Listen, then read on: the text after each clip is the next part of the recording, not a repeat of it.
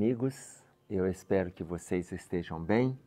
Vocês estão nos acompanhando no estudo das obras do Carlos Bacelli sob a orientação do espírito do irmão José. E hoje nós vamos trabalhar a obra Chamados e Escolhidos.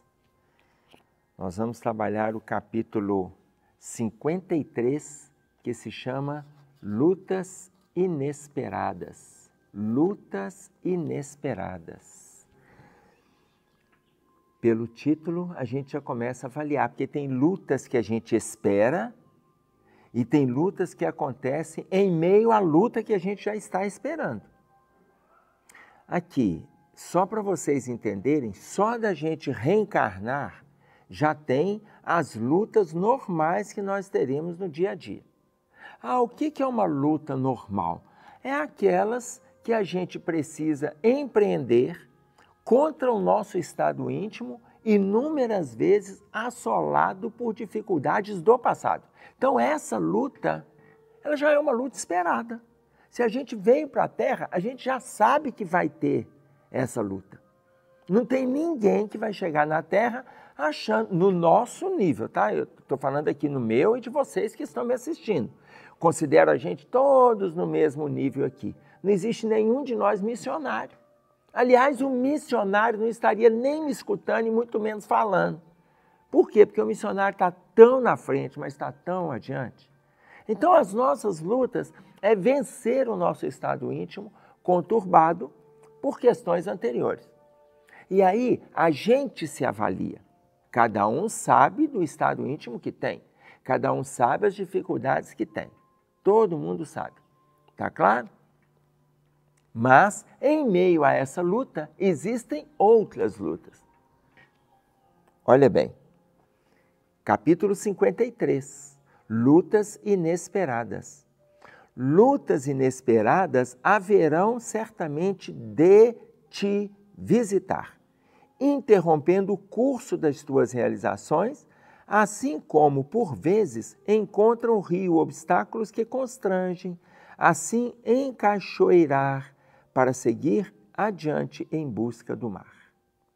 Então você vê que ele fala que a gente vai ter essas lutas no curso das nossas realizações. Olha como que o irmão José é otimista. Quando ele coloca para nós, interrompendo o curso das nossas realizações, ele já, olha o pressuposto que ele faz, ele já pressupõe que a gente está realizando alguma coisa. Isso é muito legal, gente. Isso é muito legal, porque ele já coloca que nós estamos no perfil de construção, que nós estamos envolvidos com a luta íntima, que a gente não se acomodou na estrada e no curso das nossas realizações, a gente vai ter interrupções com lutas inesperadas. E aí ele dá o exemplo do obstáculo que interrompe o rio e acaba ali criando, em função do tamanho da pedra, acaba criando ali uma cachoeira. Mas o rio, ele não para. Aliás, no livro de um autor, um psicólogo americano que se chama Barry Stevens, ele vai trabalhando, aí estou colocando mais para aqueles que são da área da saúde, inclusive, da área da psicologia, das terapias tradicionais, da área da psiquiatria, ele coloca para nós, o livro se chama Não Apresse o Rio, ele corre sozinho. Não apresse o rio, ele corre sozinho. Barry Stevens é muito feliz nas colocações que ele vai fazendo ali e ele vai avaliando vários contatos que ele teve com as pessoas. Não apresse o rio, olha, não precisa da gente também apressar o curso das coisas que estão acontecendo. Por quê? Porque as lutas inesperadas, atenção, as lutas inesperadas já interromperão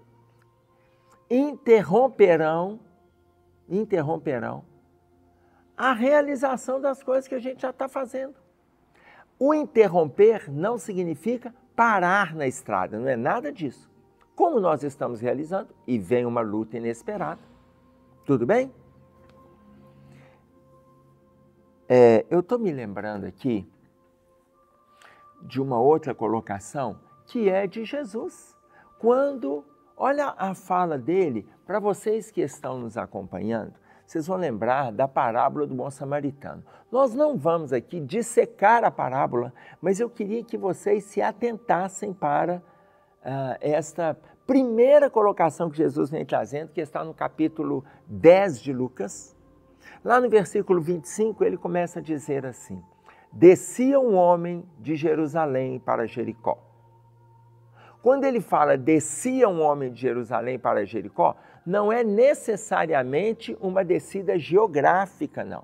Não é. Embora havia uma distância entre as cidades, mas não é aquela descida íngreme. Mas se descia de Jerusalém para Jericó, ele está falando ali sobre mudança de padrão vibratório. Então, se há uma mudança de padrão vibratório, ele descia de Jerusalém, considerada uma cidade santa, para Jericó, uma cidade do comércio, uma cidade da correria, da agitação, das preocupações materiais, das deslealdades inúmeras vezes, descia o seu padrão. Descia um homem de Jerusalém para Jericó e, atenção, caiu nas mãos dos salteadores. Então, eu quero registrar com vocês aqui, quando ele cai nas mãos dos salteadores, veja,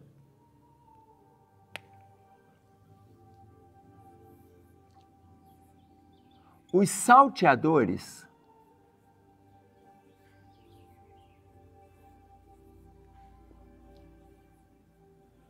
quando ele cai nas mãos dos salteadores, quem são os salteadores? E aí eu gostaria que vocês se atentassem comigo. Por quê? A pessoa está na caminhada dela normal. Gente, todos nós, invariavelmente, ora nós saímos de Jerusalém e vamos para Jericó. Ora a gente sai do nosso momento de bem-estar espiritual, de equilíbrio interno. A gente sai da nossa Jerusalém, a gente sai da nossa sintonia com a espiritualidade. Inúmeras vezes isso acontece e vamos para Jericó, para os momentos das conturbações íntimas. E olha, se a gente dá significado a essas conturbações, o que nós estamos fazendo? Estamos favorecendo as lutas inesperadas. Eu já tenho os problemas internos, eu não preciso de potencializá-los. Eu não preciso de potencializá-los. Eles já têm um significado grande dentro de mim. Atenção para o termo. A gente tem que ressignificar. O que é ressignificar? Eu não posso cancelar, eu não posso anular, eu não posso desprezar. Ressignificar significa eu vou avaliar o meu estado íntimo e vou ver como que aquela situação conturbada pode servir de mola propulsora para a minha caminhada. Isso é ressignificação. Eu não posso desprezar o meu passado. Eu não posso desprezar as minhas tendências. Eu não posso cancelar tudo que eu já fiz lá atrás. Gente, mas se isso me angustia, me entristece, me conturba, me incomoda, eu vou ressignificar. Ou seja, eu vou dar um novo significado para aquilo ali, para eu não repetir os mesmos enganos. Por quê? Porque descendo de Jerusalém para Jericó, ora, que tende a acontecer, com todos nós isso ocorre, o que vai acontecer então? Eu caio nas mãos dos salteadores. Quem são os salteadores? Nós temos, talvez vocês avaliem mais do que eu vou trazer aqui. Na minha percepção, eu consigo entender que nós temos 3 salteadores. Nós temos os salteadores encarnados,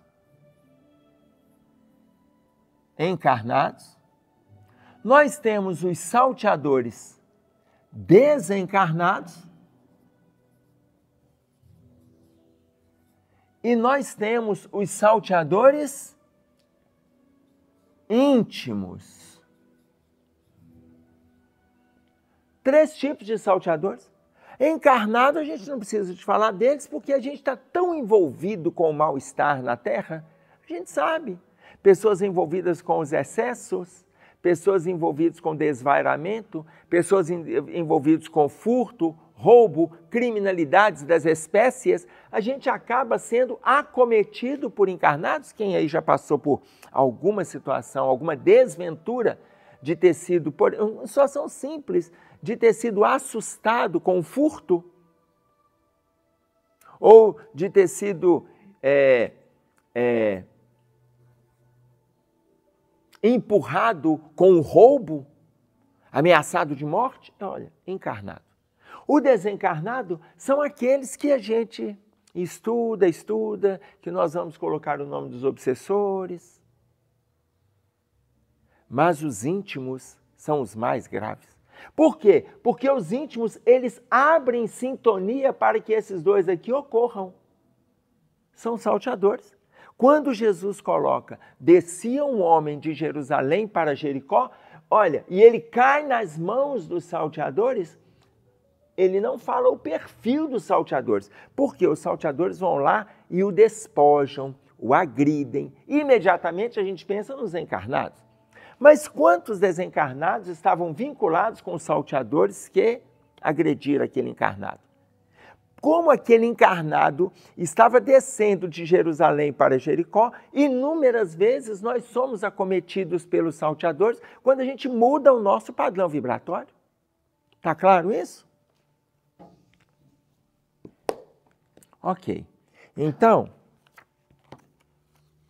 ele diz assim, porém, a exemplo do rio, que é como ele fechou o outro parágrafo, que salta penhascos e contorna empeços de toda sorte em sua correnteza, não te consintas deter nos empreendimentos vitais sob a tua responsabilidade. Não te permita, a exemplo do rio que contorna todo e qualquer obstáculo. Gente, a água ninguém segura. A água ninguém segura. Ela arranja uma saída. Ela arranja uma saída. Olha, veja bem, só para vocês entenderem. Quando aparece a umidade no cantinho das paredes ali, olha, essa umidade, o terreno está úmido, a água, ela está avisando que ela vai sair. Ela está avisando e ela vai vir pelas paredes ali. Quando vem o rio e encontra uma pedra, vai abrir lacunas, ela vai passar por algum lugar. A água não tem como estancá-la. Tanto que todos nós falamos, o rio sempre caminha para o mar. É a direção normal da água. Tá claro? O que ele coloca? Da mesma forma que faz o rio, que a gente não consinta, que a gente não permita parar as nossas tarefas, parar as nossas atividades, parar os nossos empreendimentos, que é o termo que ele usa aqui, que são vitais para as nossas realizações, que são vitais, que a gente não se permita parar, principalmente aqueles que estão relacionados à nossa responsabilidade. Não te permitas. Ok? Ele continua. Assim que te recomponhas das surpresas da jornada, reúne as forças de que possas dispor e, imitando o rio, cujas águas nada consegue represar, avança determinado na consecução dos teus ideais. Assim que te recomponhas das surpresas da jornada, todos nós temos... gente, aqui, lutas inesperadas. Isso aqui é uma luta inesperada. Não teve programação, eu vou cair, vou fazer uma cirurgia. Ok, claro, eu tive que desmarcar várias palestras. Desmarcar várias, olha, para ter uma ideia, nesse intervalo de 25 dias, desde a queda até esse momento que eu estou conversando com vocês aqui, nesse período, eu desmarquei mais ou menos 15 palestras. As que eu desmarquei são aquelas que exigem deslocamento de carro e eu não tenho como dirigir. As que eu continuei mantendo aqui no abrigo, que eu vou e volto a pé, se não tiver algum familiar descendo, as que exigem deslocamento que eu tenho que estar dirigindo, eu tive que desmarcar. Olha, teve palestra que eu deixei marcado porque dá para eu deslocar, porque no local que eu estarei, seja de ônibus numa cidade, seja de avião, tem gente lá que vai estar me recebendo. Então veja, assim que te recomponhas as surpresas da jornada, isso aqui é uma luta inesperada, é uma surpresa da jornada, não há uma programação. Não há uma programação. Reúne as forças de que possas dispor, imitando o rio, e sai contornando o obstáculo. Está claro isso? Olha, a partir do momento que eu estou entendendo que nesse momento não dá para dirigir. Mas por que não dá para dirigir? Está lá com os dedos e tal. Não, aqui, tem 4 pinos aqui, ó. Não tem jeito, ó. A mão não faz a curva, essa curva, não faz. Não faz no câmbio, não faz volante. É uma luta inesperada. Eu tenho que me reorganizar para continuar a jornada. Quando saiu essa página, olha, se eu já estava me organizando e ainda sai essa página, o que eu entendi? Eu entendi. É para continuar na minha organização natural. Por quê? Porque senão eu vou dando margem aos salteadores. Eu vou dando margem aos salteadores, daí a pouco a gente começa a assumir posturas de apatia, de desânimo, de acomodação, ou seja, de desastre no nosso movimento de realização. Daí a pouco as coisas vão se consolidando e a gente reorganiza e vida que segue, gente. Eu estou dando um exemplo, vocês que estão me ouvindo devem estar cheios de exemplos aí e que a gente precisa refazer. É só isso. Ah, qual é o mérito? Gente, isso não é mérito, não é missão, não tem nada disso. É a gente se reorganizar enquanto temos energia. Tanto que ele coloca para nós aqui, reúne as forças de que possas dispor e imita o rio. E avança determinado na consecução dos teus ideais. Avança determinado. Ele continua, ainda que de fato não consigas hoje ser o mesmo de ontem, o que é fato. A gente não consegue hoje ser o mesmo que a gente foi ontem, com as mesmas energias, com a mesma disposição, com a mesma saúde, o mesmo empreendimento, a gente não consegue ser, ok? Ainda que de fato não consigas hoje ser o mesmo de ontem, não esqueças o tesouro da experiência com que as lutas de agora te favorecem. Não esqueça o aprendizado, as leituras, as palestras, os cursos, as atividades, as visitas, as instituições que você já passou, que eu já passei. Não esqueças a experiência vivida. Por quê? Porque representa tesouro com que as lutas de agora estão te favorecendo. A fim de errares sempre menos. Não quer dizer que a gente não vai errar. Olha, vamos voltar aqui. Não quer dizer que a gente não vai se envolver a essas situações aqui. Mas a gente tende a se envolver sempre menos e acertares mais em tuas decisões. E aí ele vai fechar para nós dizendo, quem sabe aproveitar o tempo é capaz de realizar o máximo com o mínimo. Quem sabe aproveitar o tempo. Porque tem pessoas que estão desoladas. Eu vou parando aqui, está faltando só 3 anos. Eu tenho escutado isso, gente. Talvez porque a gente vai chegando nesse período da idade, em que os nossos amigos também estão nesse movimento. E aí, não, eu estou quase aposentando. Mas aí logo que eu aposentar, mas eu já vou estar fazendo tanta coisa. Gente, nós já viemos ao quadro várias vezes para falar isso. Nós não sabemos o término da jornada. Eu não preciso esperar com a lucidez que eu tenho. Ah, mas eu estou tão sem tempo. A gente arranja tempo para tanta coisa que muitas vezes vai acrescentar tão pouco. Acrescenta. Eu não estou dizendo que não acrescenta. Mas espiritualmente vai acrescentar muito mais. E a gente não está sabendo aproveitar o mínimo do tempo. E é a proposta que o irmão José está trazendo para nós aqui. Olha bem, quem sabe aproveitar o tempo é capaz de realizar o máximo com o mínimo. Enquanto quem não sabe valorizar os minutos e as horas, mesmo com larga faixa de tempo à sua frente, quase não logra sair do lugar em que estaciona. Mesmo tendo muito tempo, ele não consegue sair do lugar. Um exemplo simples é quando a pessoa fala assim, nossa mãe, eu estou com tanta coisa para arrumar lá em casa, depois que eu terminar de arrumar na minha casa, depois que eu terminar de arrumar meu guarda-roupa, arrumar meu quarto, aí eu vou começar a fazer um monte de coisa. E a pessoa vai protelando.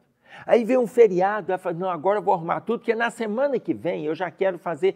Aí vem um feriado, ela desanima, ai, é tanta coisa para arrumar, tem umas coisas para jogar fora. Ou seja, quando ele coloca isso para nós, ele já está trazendo uma informação muito interessante, que é a dificuldade que a gente está tendo de arrumar o nosso estado íntimo.